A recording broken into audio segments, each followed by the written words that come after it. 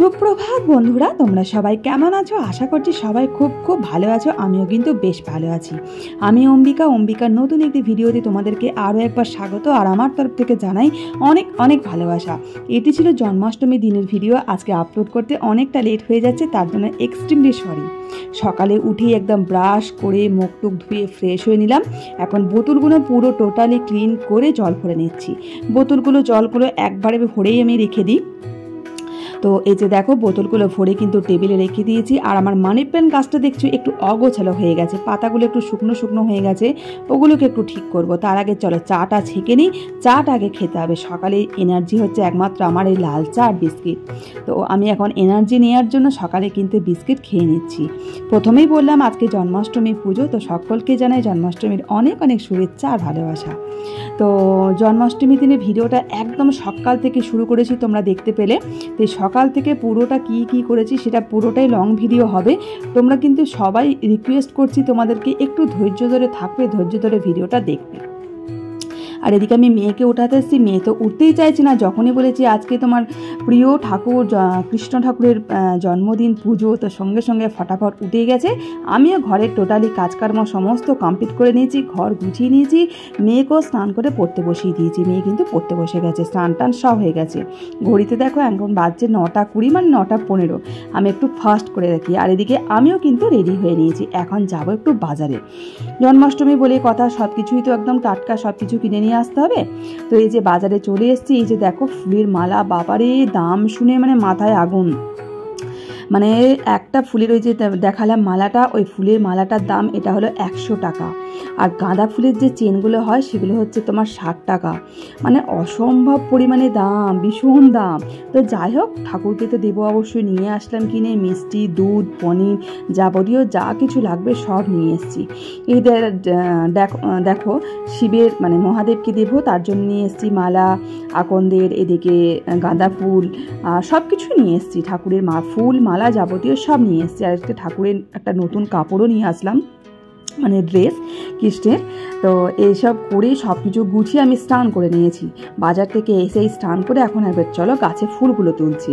গাছে ফুল আর দুব্বো, আমি না আমার এই যে অপরিচিতা গাছের টবটার নিচে অনেক মানে দুব্বো ঘাস হয়েছে, আমি সেগুলো না তুলে ফেলিনি।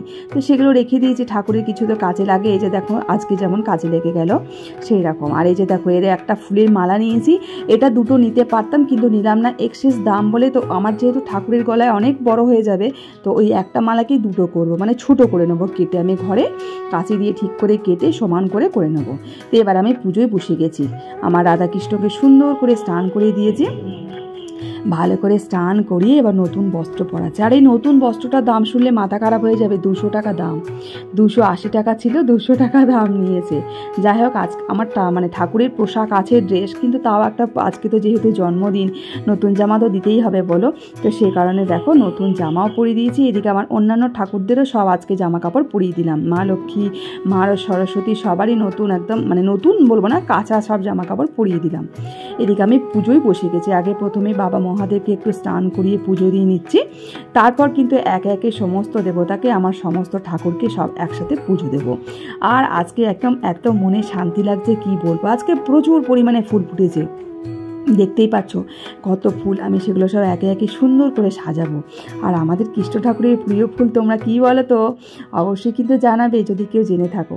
তো কৃষ্ণ ঠাকুরের জন্য আর কি অপরাজিতা ফুলের মালাও বাজারে বিক্রি হচ্ছিলো, আমি নিলাম না।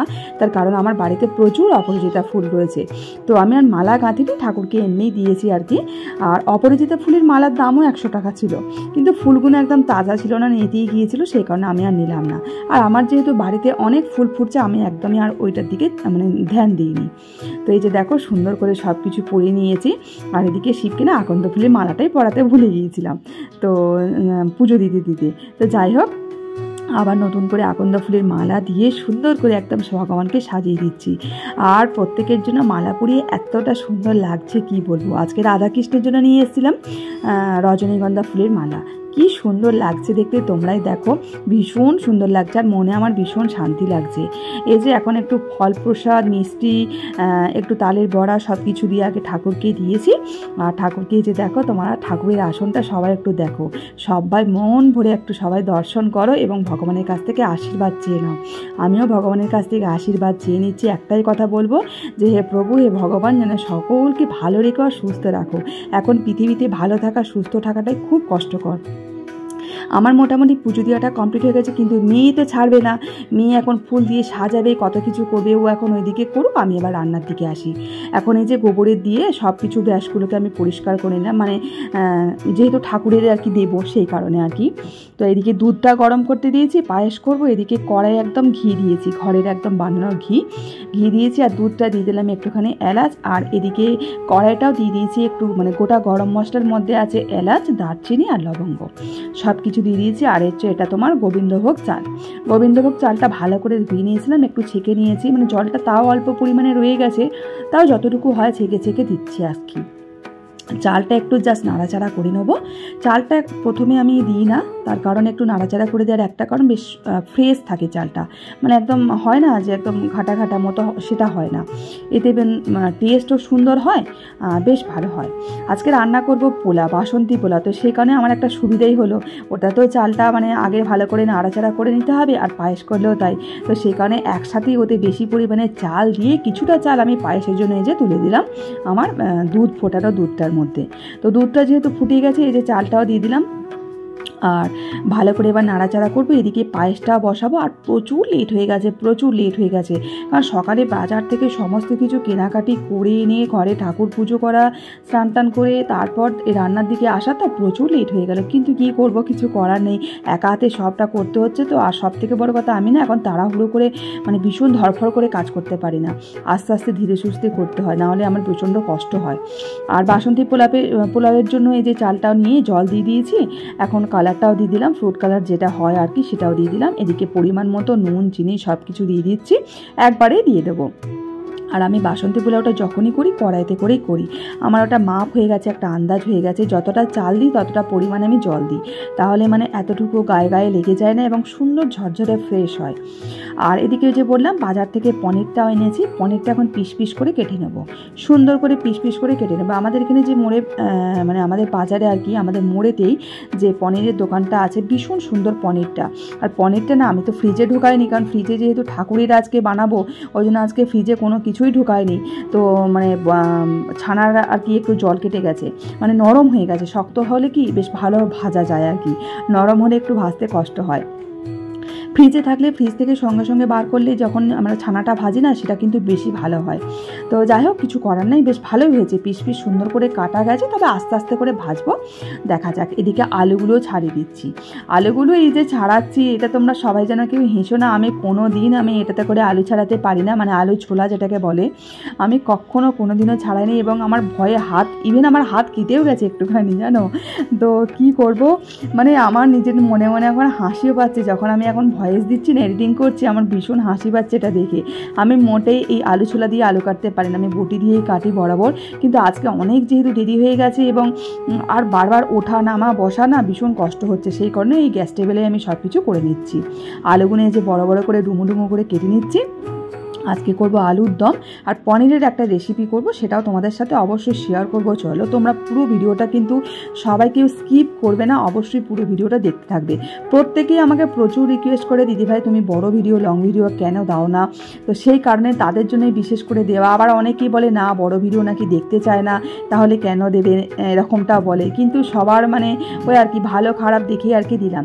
আর আজকের এই ভিডিওটা, এটা কিন্তু কোনোভাবেই ছোট ভিডিও হবে না, কারণ পুরোটাই সকাল থেকে আমি শুরু করেছি, কীভাবে করব সবটাই তো তোমাদের সাথে শেয়ার করব, তাই না। একটা ডেলি ভ্লগ মানেই লং ভিডিও হয়, তো অবশ্যই তোমরা পুরো ধৈর্য ধরে দেখো। আমার পায়েসটা পুরো মোটামুটি পুরো রেডি। তো এখন এবার আমুল দুধ, মানে যে পাউডার আমুল দুধটা হয়, সেটা একটু ভালো করে একটু মানে মিক্সড করে নিচ্ছি। তো ওটা এবার একদম মানে হয়ে যাবার শেষ মুহূর্তে ওই আমুলটা কিন্তু এবার দিয়ে দিলাম।